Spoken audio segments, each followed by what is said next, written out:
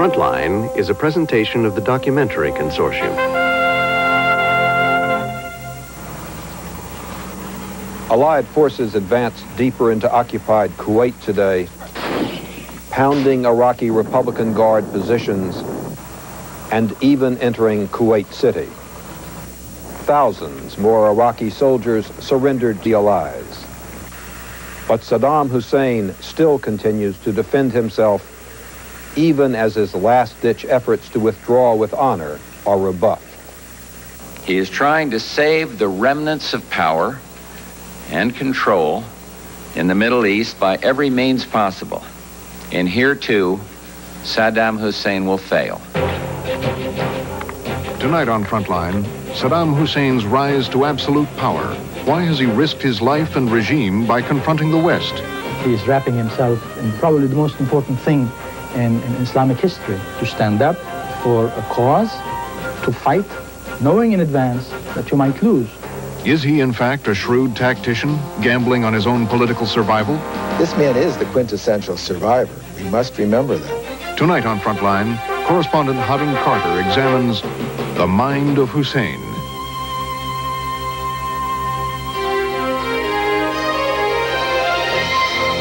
With funding provided by the financial support of viewers like you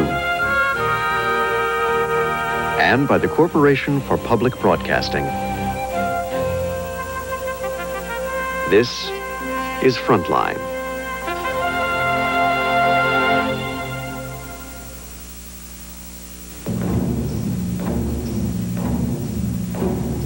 In Iraq, Saddam Hussein has been held in fear and adulation.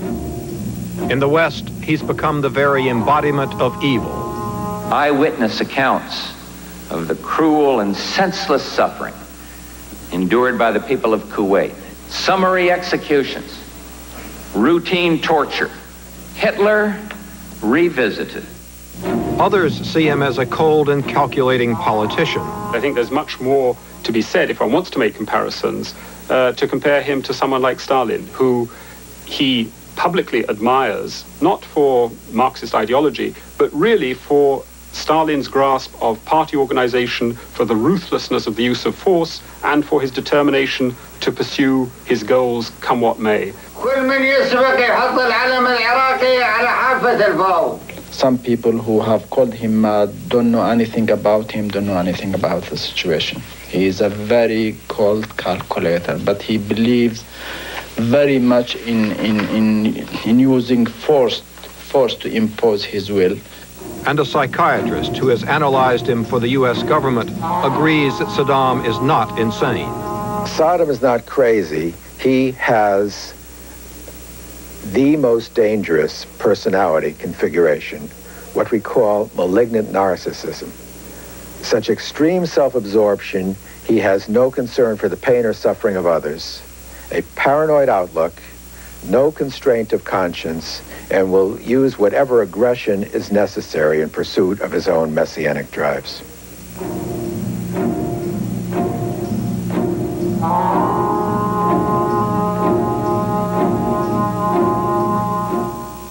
Good evening, I'm Hodding Carter. Saddam Hussein is, in one respect, no mystery. Thug and patriot, nationalist and self-serving tyrant, his type can be found around the world. But Saddam Hussein is also unique, emerging from a specific time and place. Over the past several weeks, with BBC reporter John Ware, we've talked to people who grew up with Saddam, worked with him, were defeated by him, and who have studied him. With their help, we'll try to determine what drove him into a seemingly suicidal conflict with the world's greatest military power, and as he bargains over withdrawal, what he still hopes to gain from the war. To answer those questions is to tell the story of his life.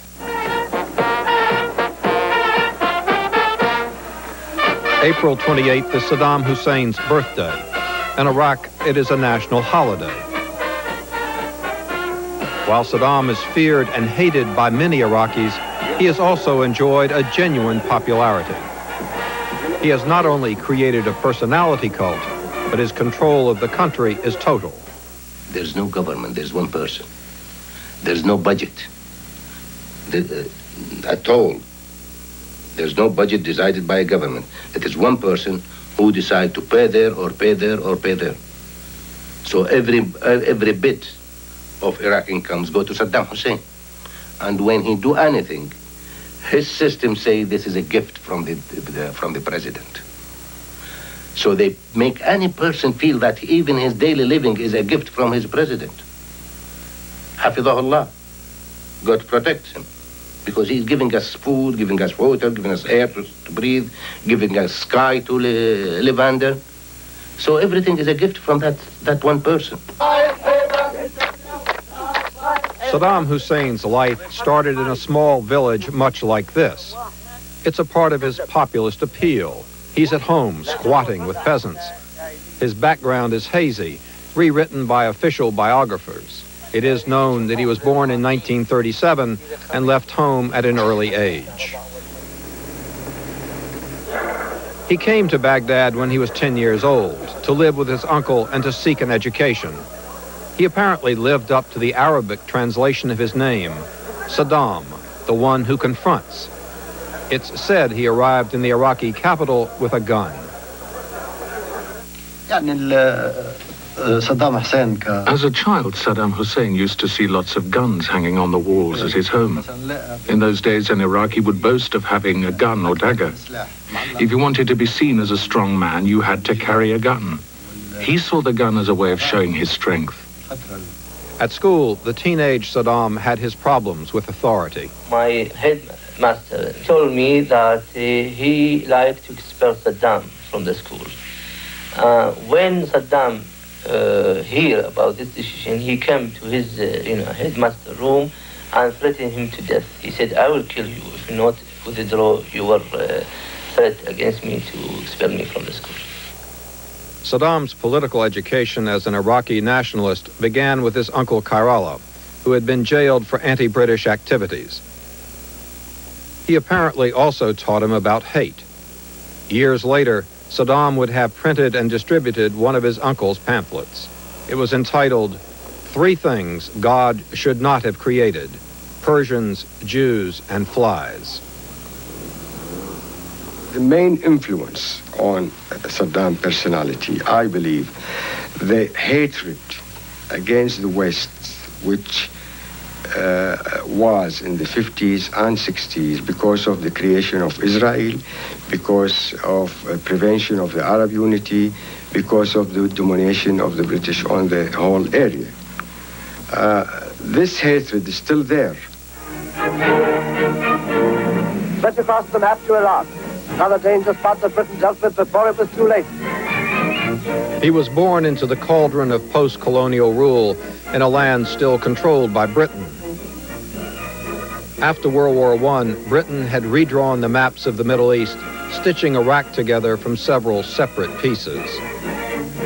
The British then granted Iraq independence, but installed a puppet king.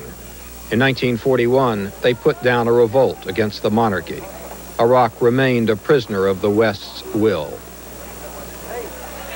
In 1958, while Iraq's King Faisal was visiting Britain, another conspiracy to overthrow the monarchy was underway at home. The coup succeeded. Its leader was General Abdul Karim Qasem. One day after the coup, the U.S. sent troops to the Middle East. We saw this as the beginning of a violent revolution that was going to overturn governments all the way across the Arab world, and we went in to stabilize it, starting in Beirut. President Eisenhower sent the Marines into Lebanon. Though concerned with the civil war there, he was motivated primarily by the Iraqi Revolution and the threat of Soviet influence in the Persian Gulf. Meanwhile, back in Baghdad, Qasem's takeover was also being opposed by a small underground group of Arab nationalists called the Ba'ath Party. The Ba'ath Party in the 50s and even early 60s was a small party, but it has a wide, very wide support within the Arab people who were aiming to liberate the Arab countries, to unite them in one state, and to liberate Palestine. the party started out as a clandestine party, and hence is built on a well-known cell system that we know. People in this cell don't know people in that, and so on. But since the party is also hierarchical, you move up the party, and you're carefully watched, you're carefully vetted. Saddam Hussein was 20 when he joined the party. I met him when he was quite young with another two Ba'ath fellow. He was very aggressive. No, he was talking about how to overthrow this regime, the Qasim regime, to shoot everybody and to wipe out and to make the street of Baghdad a lake of blood. He used that lake of blood frequently. Inspired by Egyptian President Gamal Nasser's defiance of the British and French at Suez, Saddam had become a dedicated revolutionary. He was now drawn into a conspiracy. The Ba'ath leadership selected him to join a squad to assassinate Qasim. He was young, strong, brave, loyal to the party, ready to obey orders and to kill. Saddam's role in the failed assassination attempt has been dramatized in an Iraqi film. Saddam himself is portrayed as the fearless leader of the hit squad. In real life, his role was smaller. He put himself as a leader of the group who tried to kill Qasim. He was the most junior member of the group. His doctor remembers Saddam's wound. It was very superficial wound to the shin. A bullet just penetrated the skin and stopped there, the shin of his leg. I don't recall whether it was the right or left leg. And during the night, he cut it by a razor blade and took the bullet out. So I treated the wound, I cleaned it and dressed it, and that's all. Because of the failed coup, Saddam fled to Cairo. He became a student of law at the university during a turbulent time. He apparently never finished a course, caught up instead in student politics, the Ba'athist party in exile, and in Egypt's own revolution under the charismatic Gamal Abdel Nasser. Nasser's pan-Arabism appealed to the young Saddam. All Arab nationalists, and that would have included people of Saddam Hussein's age group, would have looked at President Nasser both as a savior and as a model for a future Arab leader. I would have thought it not only colored his thinking, but also it must have colored his aspiration for leadership. This coffee shop was a meeting place for Cairo's political activists in the early 1960s. As a young political refugee, Saddam amazed the owner by appearing to enjoy near diplomatic status. He was rowdy with the waiters, rowdy with the customers, and used to sit by the pavement and tease the girls. He behaved badly in many ways. Once he had a fight with some Yemenis. He brought in an axe and they hit each other. He had two Iraqis with him. They switched off the lights. They hit and injured each other, so I called the police. But the police sided with him because he was under Nasser's protection. Patrons, however, also recall him as a man who had the quality of a born leader. He had, they remember, a natural air of authority.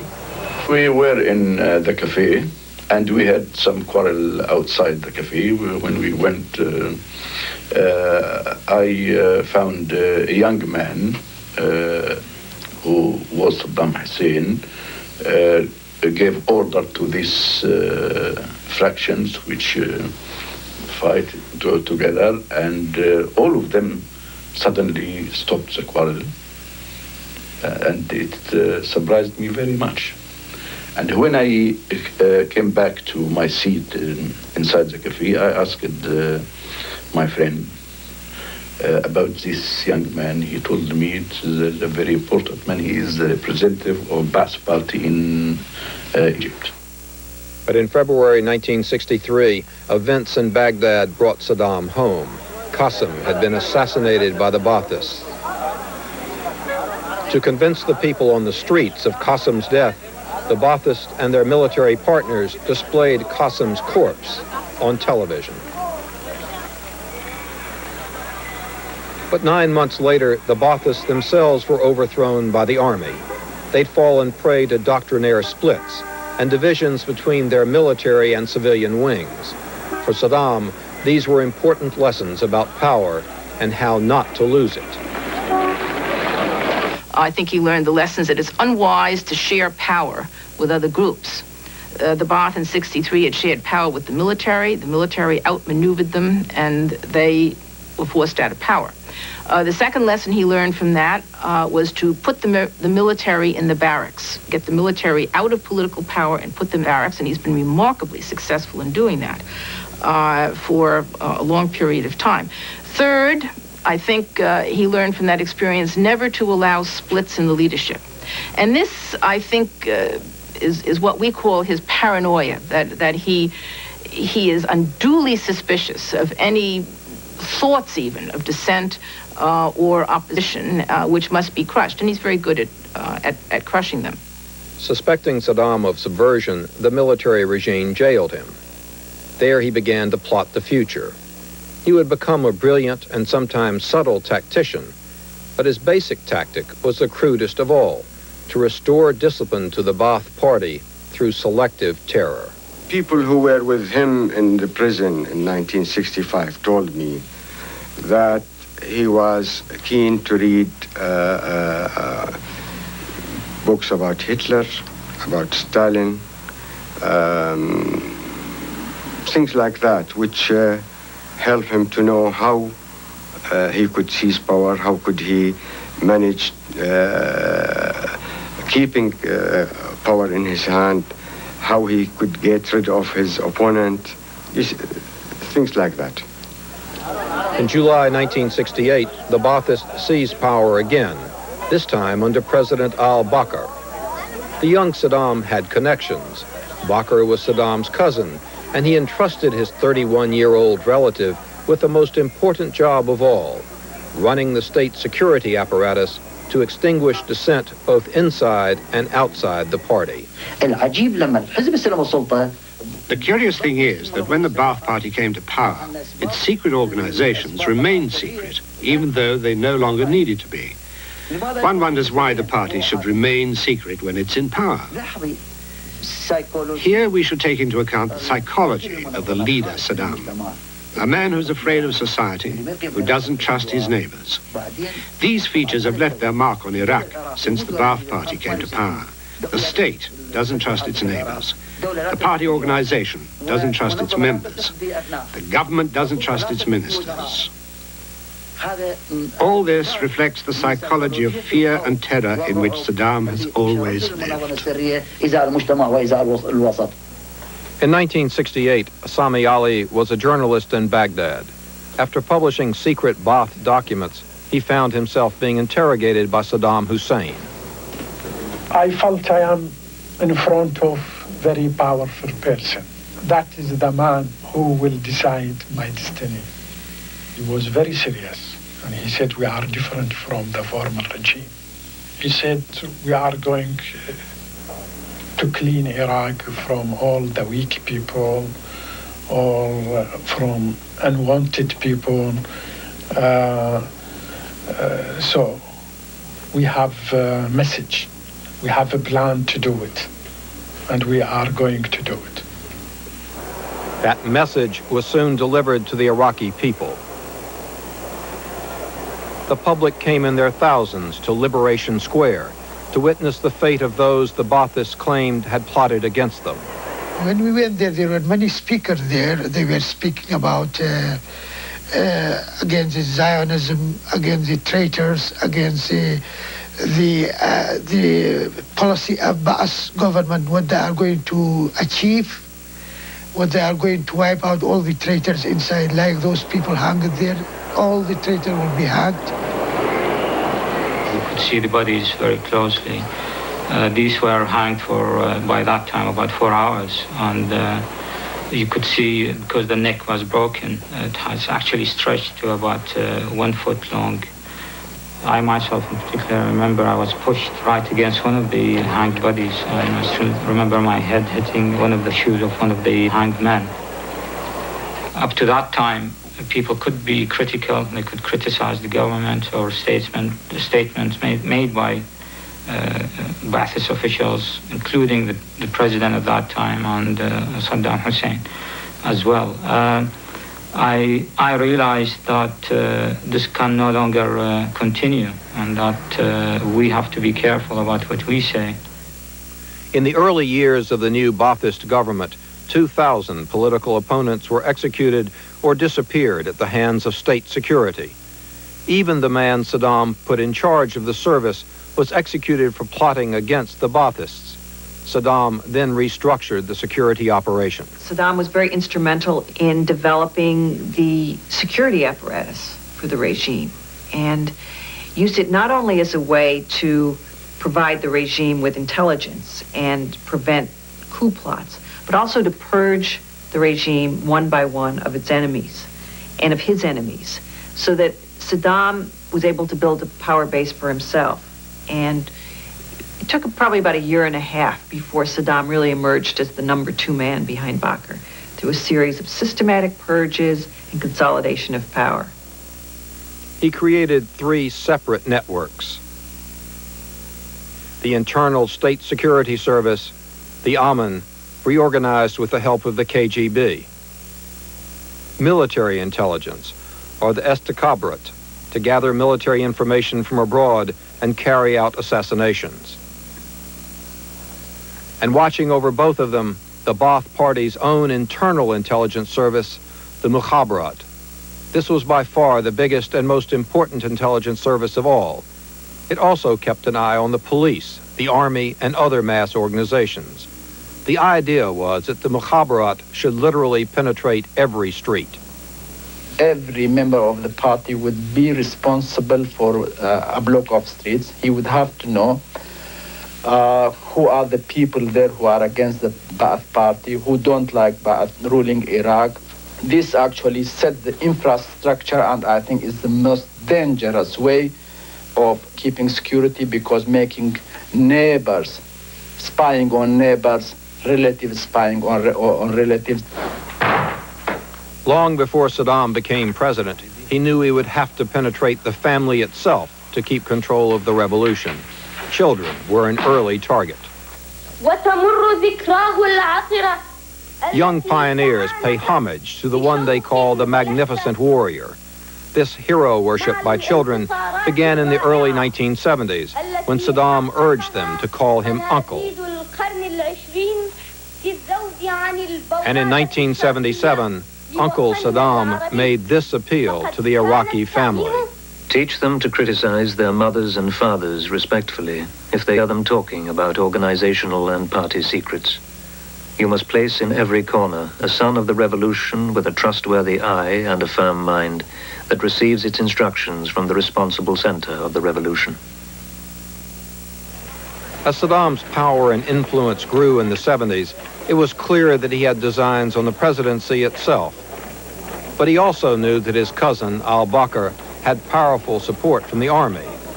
So, with meticulous cunning, he began to plot against the military establishment. One of Saddam's first targets was Bakr's defense minister, Hardin al-Takriti. A former Air Force commander, Hardin was one of the president's favorites. But he had lost favor in a policy dispute. Publicly, Saddam supported him. Privately, he had other plans to make sure Hardin would not stand in his way.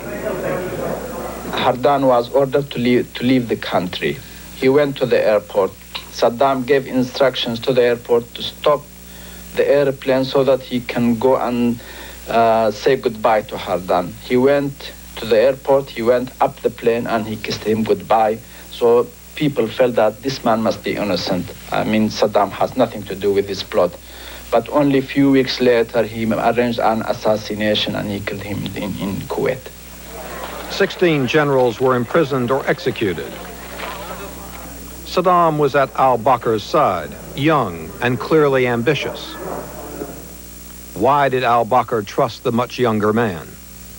Because Saddam is one of his relatives, and Saddam a young man. So al-Bakr thought that Saddam will have no ambition to take his place, at least for the first 20 years. So he trusted him, and he brought him, and he pushed him up. And he was wrong. Yes, he was wrong.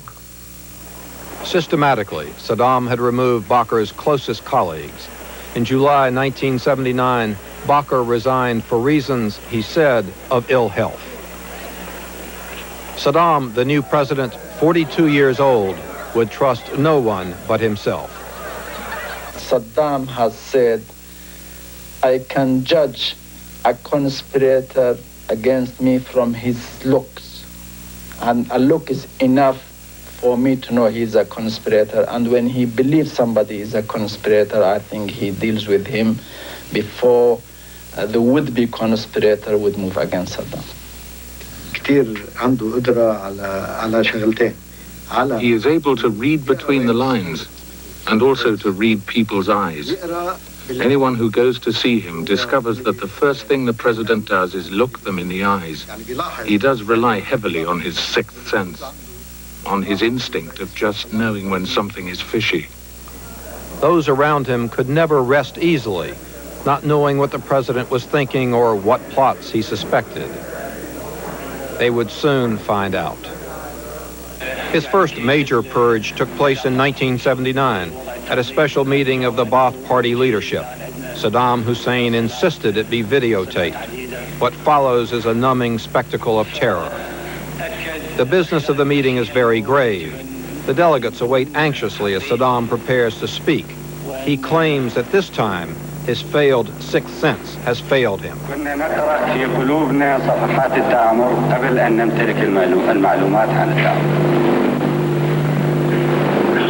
ومع ذلك كنا صابرين وبعض الرفاق كان يلوم على بعضنا انه عندنا مثل هذه الاكتشافات ومع ذلك صابر على الحال.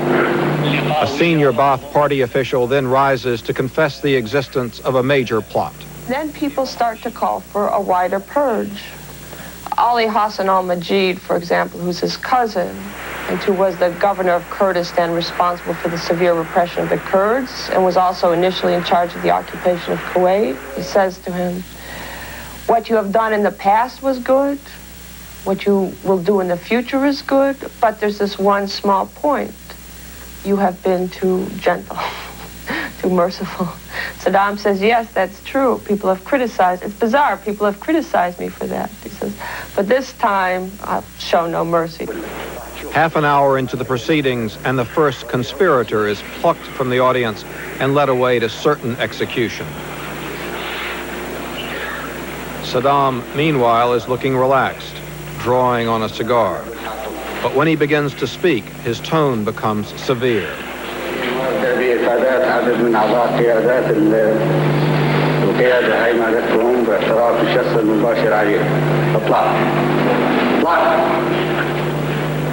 More conspirators are led away, and as the numbers grow, the mood rises to a frenzy of anticipation, for no one can be certain that he might not be next.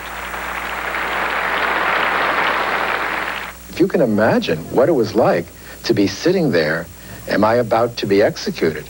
And then, as he is doing this, to luxuriantly light up a cigar, the absolute lack of feeling for human suffering and the total sadistic power over their lives, really quite awe-inspiring. In a rising crescendo of desperation to prove their loyalty, the surviving Baathists shout, "Long live the party! Long live the party! God save Saddam from conspirators!" Saddam, meanwhile, can be seen reaching for a tissue. The tears are contagious. Then, to guarantee the loyalty of his high command, Saddam goes to sit among them. He then invites them to form the firing squad to execute their former comrades. Saddam has neatly lured his colleagues into sharing guilt. When one just expediently deals out death for the sake of control, one doesn't have to be personally involved. In fact, Saddam reminds me of Joseph Stalin in some ways, who similarly took an enjoyment in the dealing out sadistically life and death to his ministers, almost whimsically. A few days later, crowds celebrating the executions chant Saddam's name, an early expression of the personality cult that he would refine over the next decade. Iraq was a disparate group of peoples, of different religions, of different ethnic backgrounds, and he needed an ideological glue to solidify the country. So this is why he created a mythology around himself. It's why he tried to create a common history that was a history of greatness. It's why he's used terror and repression to homogenize his people, because the only way that Saddam saw that he could stabilize Iraq and rule Iraq was by pulling the country together. He also had the benefit of oil. Iraq has the world's second largest reserves, and Saddam was going to use them. I think he used the oil revenue in a very intelligent way. During the years 1980, 1989, 90, the total income of Iraq from oil was on average $12 billion a year. And the credit line and various loans that the United States, Britain and others have given him, the total income during these 10 years amounted to about $223 billion. So there was plenty in the kitty, not only to spend on military infrastructure, as we have seen recently, but also to spend on social, educational, and projects where the greater masses have benefited. This has increased his adulation, and it was a two-way kind of something given by the leader and something gratefully received by the population at large. American scholar Christine Helms met Saddam for the first time in Baghdad in 1979. The president insisted on broadcasting her 3-hour-long interview with him on national television. Saddam is a man who, if you look back over the past 20 years, has always been an activist, a doer. He creates things that are happening. He's looking down the road. This is the visionary aspect about him. His main concern has always been survival of the Iraqi state, maintaining the territorial integrity of the Iraqi state, minimizing domestic discontent, whether through the use of force or the Iraqis have a phrase, kadu ayn, the carrot and the stick. He is also utterly pragmatic, prepared to change course when it seems necessary. For years, the Kurds have been fighting for independence from Iraq. Even before he was president, Saddam had courted Kurdish leaders and signed an agreement conceding their major demands. He charmed all the Kurdish leadership. We felt he was knowledgeable, he was young, he was determined, and it seems he was very, very well briefed on our demands. So sometimes he would pronounce some of our demands before we saying them. But Saddam's promises meant nothing. The agreement was broken, and for over a decade, the guerrilla war continued. Saddam would launch ever more savage reprisals, which finally reached their nadir at Halabja in 1988. It was genocide with poison gas. 5,000 people died.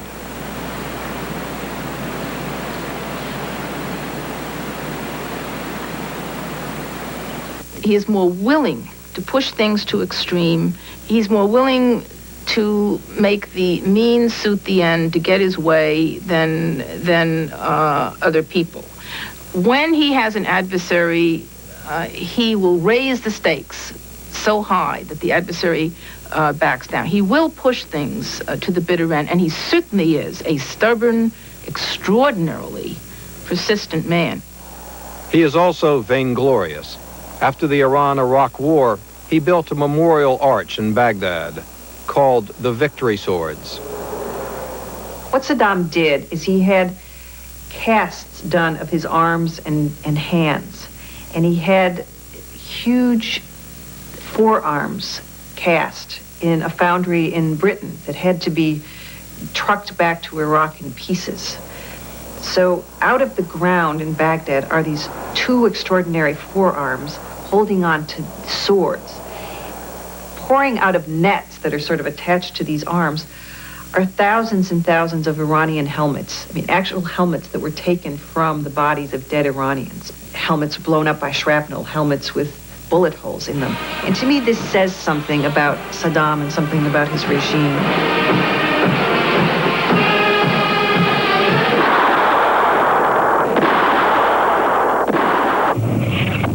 Saddam Hussein invaded Iran in 1980 with America's implicit approval. The Iran-Iraq War lasted for 8 years. Over 1 million died. Here was proof of his incredible control over his population, his ability to mobilize his resources, human and physical, and even more importantly, his ability to motivate them. He fought that war with a sort of a social contract with his people, that he would try to fight it so as to keep casualties down, but if the chips were down, they were expected to go in and fight. And by and large, they did. So I think he learned that he has a lot of control over his people. He can take casualties. But the war also showed up some of his shortcomings. Afraid of giving power to the generals, Saddam insisted on directing the war himself, but he was a military disaster. He tried to broker a peace with the Ayatollah Khomeini, but was rejected. He handed the war over to the generals, and they won it. The man laying the wreath is Adnan Tofov, Saddam's wartime defense minister. They were cousins. They'd grown up together. But by the end of the war, Saddam saw Adnan as a problem.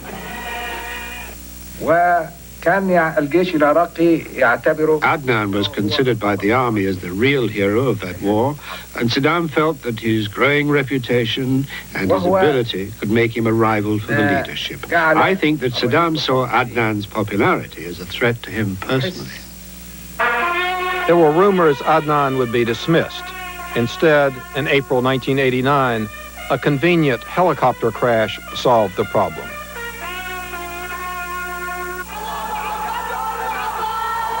At first, during the war, Saddam, an avowedly secular ruler, had scorned the Iranian Ayatollah's Islamic rhetoric.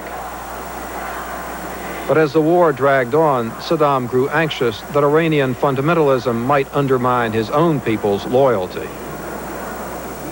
He suddenly claimed an ancestral link to the Prophet Muhammad, and even his military briefings took on a distinctly Islamic tone. President Saddam Hussein would chair the military meetings. They were full of quotations from the Quran and poetry. But I realized why he used to give out that kind of briefing. It was not directed primarily at us generals, but at the public, who were very moved by its rhetorical fervor.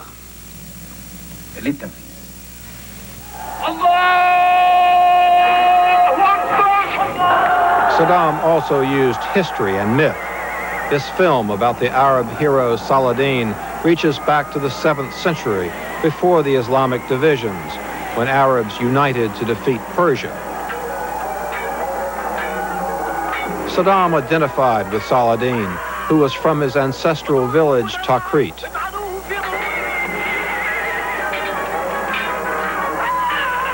Saddam was also promoted as the new Nebuchadnezzar, the Babylonian conqueror of the Jews. He set out to rebuild ancient Babylon. Bricks are inscribed, "The Babylon of Nebuchadnezzar was reconstructed in the era of Saddam Hussein." But in 1989, he was facing more current reconstruction problems. He was trying to deal with what were serious economic problems, political problems, having been seen to have made a deal and not really won the war with Iran, despite all that he said. But in the end, he was, at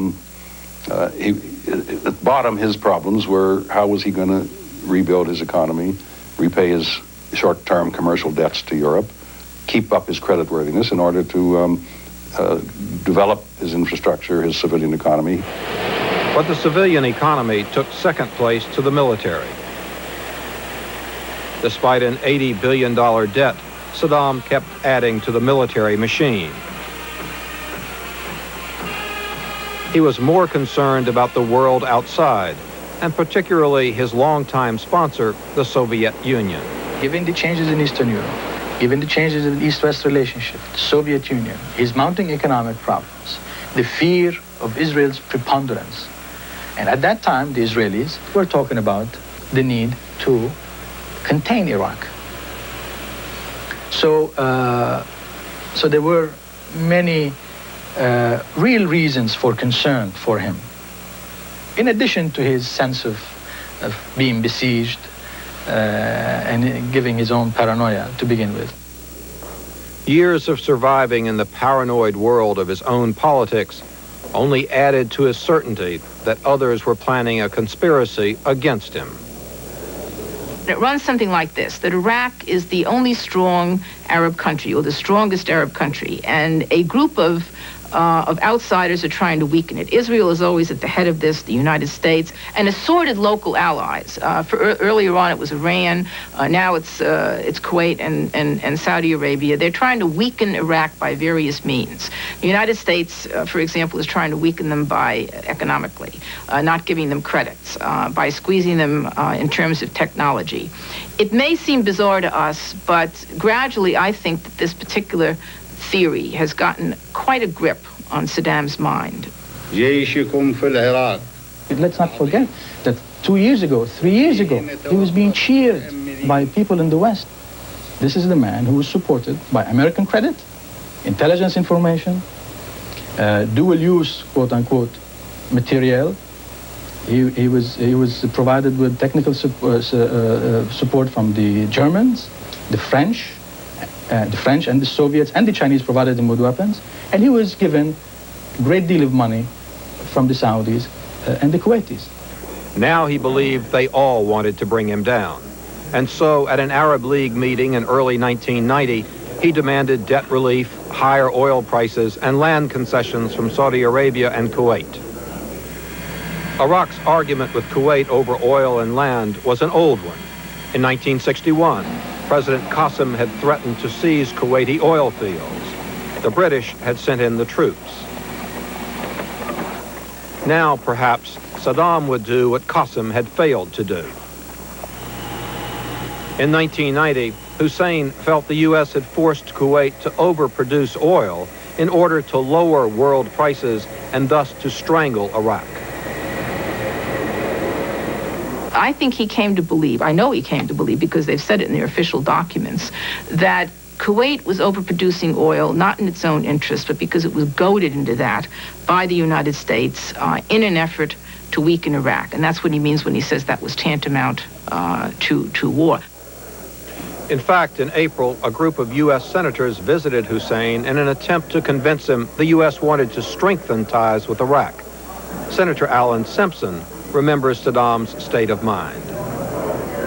He started right off saying that there was a conspiracy against him created by the United States and England, and that they had effectively created an international conspiracy against him, and that he was a peace-loving man and used the word peace about every 17 seconds for 3 hours. Before the invasion of Kuwait, he's been confiding to many people, and sometimes not in secret, that he was saying that the Americans were trying to get rid of him. I don't know how much this is true, but he didn't like the wind of change in the area, the wind of democratic winds in the Eastern Bloc. He was terrified of them. So he maybe he wanted real assurances, heart-to-heart assurances from the Americans that they will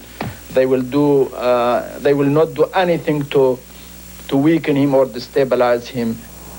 But Washington was not sending him either strong enough assurances or a clear warning. At a State Department daily briefing in late July, he was told the U.S. would keep its distance. Do not have any defense treaties with Kuwait, and there are no special defense or security commitments to Kuwait. But even that message was qualified in the same briefing, in answer to a question minutes later. We also remain strongly committed to supporting the individual and collective self-defense of our friends in the Gulf. with whom we have deep and long-standing ties. The next day, Hussein summoned the American ambassador, April Glaspie, to explain the statements. The impression that Ambassador Glaspie got from the meeting is that Saddam was going to try to find a peaceful solution to the crisis. Elaine Sciolino of the New York Times is the only journalist to interview Ambassador Glaspie, who apparently tried to convince the annoyed Hussein that Washington felt that Iraq's dispute with Kuwait was an Arab, not an American affair. She had instructions to go in and say to Saddam, we want to improve relations with you. We want to make sure that you understand this. She repeated it. She said, President Bush is not going to impose sanctions. He wants you to realize this. He wants better relations with Iraq. The fact is that what April Glaspie said is really a case study in appeasement. It was also an approach to Hussein that was recommended by others. The Egyptians and the Saudis told Bush, don't antagonize things, don't aggravate the situation, lay low, keep a low profile, don't say anything that could make things worse, that could threaten things even more. 8 days later, just as he'd been threatening for weeks, Saddam Hussein invaded Kuwait. Whatever was in his mind when he made the decision, he still took the world by surprise. I don't think we understand the man. His personality, his brinkmanship is something that we're really not used to dealing with. I think the reverse is true as well. And I am not yet convinced that without giving him actually some things that I think the West was unprepared to give him, that he would have backed down. Neither the West nor his neighbors would give him what he wanted, so he took it. But it wasn't just his economy at home that sent him into Kuwait. Saddam Hussein wanted more. I'll tell you what I think he really wanted, one way or the other. He wanted recognition of his role as the leading regional power. He wants, in my view, he wants to survive. That not only means physical. He's a brave man. I don't cast any aspersions on his courage. When we say survival, we mean political survival. He wants to survive, and he wants his regime to survive in Iraq. The invasion seemed to have considerable support from Iraqis, but for the West, it was his personal ambition that would define the conflict. We have no argument with the Iraqi people, none at all. Our problem is with Saddam Hussein alone. George Bush and Saddam Hussein hail from two different cultural and social backgrounds. Yet, in one respect, both of them dealt with this issue in strikingly similar fashion. Each claimed that he represents righteousness, light, in a mortal struggle with the other who represents darkness and decadence and evil. Appeasement does not work. As was the case in the 1930s, we see in Saddam Hussein an aggressive dictator threatening his neighbors. خان يهوذا الأمانة والسيد المسيح خان بوش تعاليم السيد المسيح في عدوانيته والإيغال في نزعة الشر. We're dealing with Hitler revisited, a totalitarianism and a brutality that is naked and unprecedented in modern times. And that must not stand. Was it a smart thing for George Bush to both personalize and mythologize Hussein? Absolutely not. Absolutely not. Because it betrayed an incredible lack of knowledge about the region, certainly about the regime in Iraq, about the individual involved, Saddam Hussein, and where he comes from. Did Hussein misread George Bush? Oh, I think so. He misread George Bush and the American people. Why did he misread him so much? I think it's his own mindset, a lifetime of misreading the world around him, looking at the world in terms of the Ba'ath Party climb to power and then fight to stay in power in the very complicated, in many ways heterogeneous Iraqi political climate. If there was one thing Saddam Hussein had learned from Ba'ath politics, it was how to go one-on-one with a rival. When he succeeded in involving George Bush in a more personalized combat, not just Iraq versus the United States, but Saddam Hussein versus George Bush, this played extremely well in the Arab world, especially to the weak, dispossessed, alienated individuals, especially the Palestinians. Here was this man who had the courage to stand up not only against the most powerful nation on earth, but against the president of the most powerful nation on earth and engage him in one-on-one combat. Yes, sir. We'll kick their ass. Saddam Hussein probably never expected George Bush to go to war, convinced that he wouldn't risk American lives.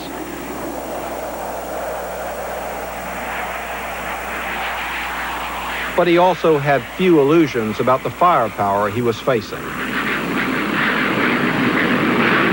In the days before the invasion, one senior Iraqi official told me that Saddam saw himself very much as the new Nasser and thought that maybe he could lose militarily, but still the people of Iraq would come to the streets the way the Egyptian people did with Nasser and raise him up again, and that he could reemerge as the leader of Iraq even with a military loss. While he may never have taken it for granted, Saddam had come to expect the power and prestige he enjoyed at home. Now, in much of the Arab world, from Morocco to Jordan, he gained from the war what he could never have engineered alone. The support not just of the masses, but of the elite, like these university professors in Amman. He is patriot, he is shrewd, he is the leader who is going to lead us to victory. This is an Arab problem. It should be left to the Arabs to solve it. The British, the Americans, the rest of the coalition paid for by the Saudis. They have nothing to do there. This is our land, our country, our problem, our issues, our culture, our civilization.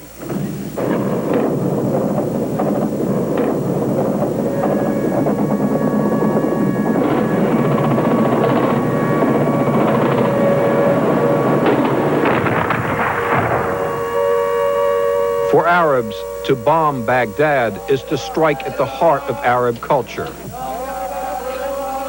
It is what bombing Athens, Rome, or Paris would mean to Europeans.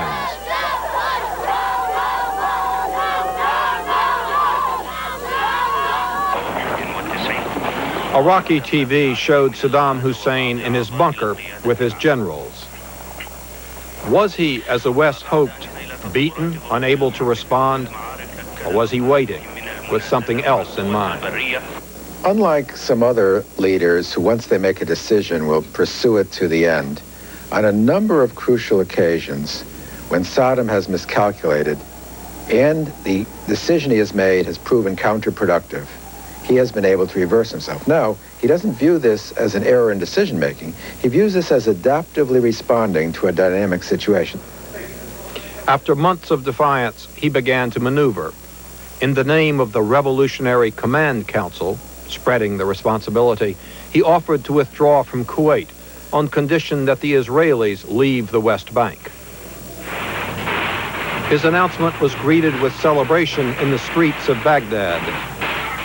But he was playing a more complex geopolitical game. By sending Tariq Aziz to Moscow, he drew the Russians in, promising them a role in a post-war Middle East, and forcing President Bush to reject the Russian proposal and set another deadline.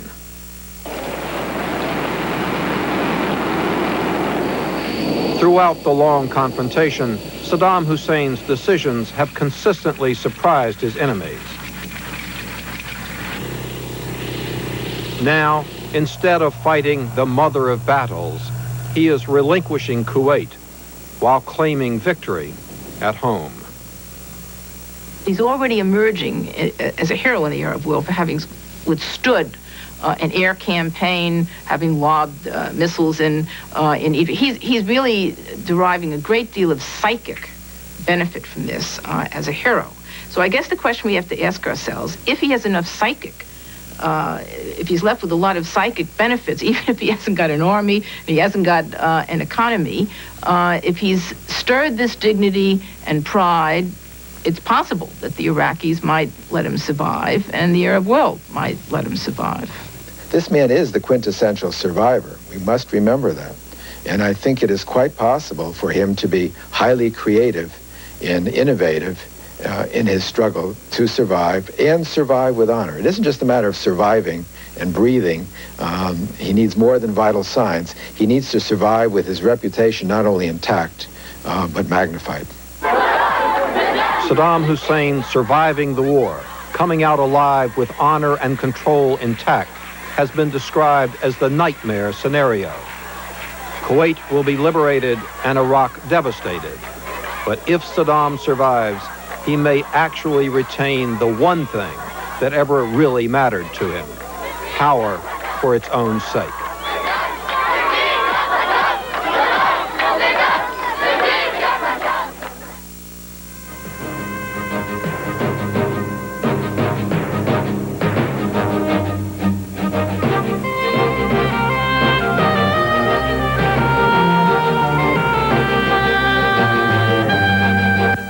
Frontline will not be seen next week in order that we may bring you a Nova double feature. Beginning at 8, Swimming with Whales takes us on a voyage of discovery off the coast of Vancouver Island. At 9, it's The Miracle of Life, an encore presentation of the Emmy-winning Nova favorite. Now stay tuned to Vermont ETV for Part 5 of Vietnam, A Television History.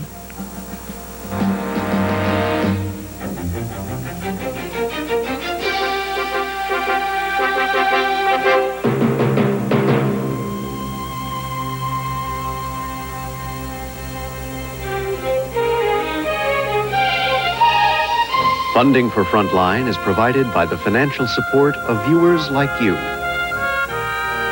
and by the Corporation for Public Broadcasting.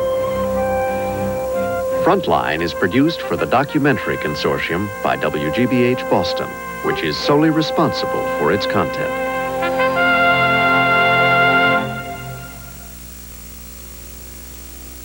For videocassette information about this program, please write to this address: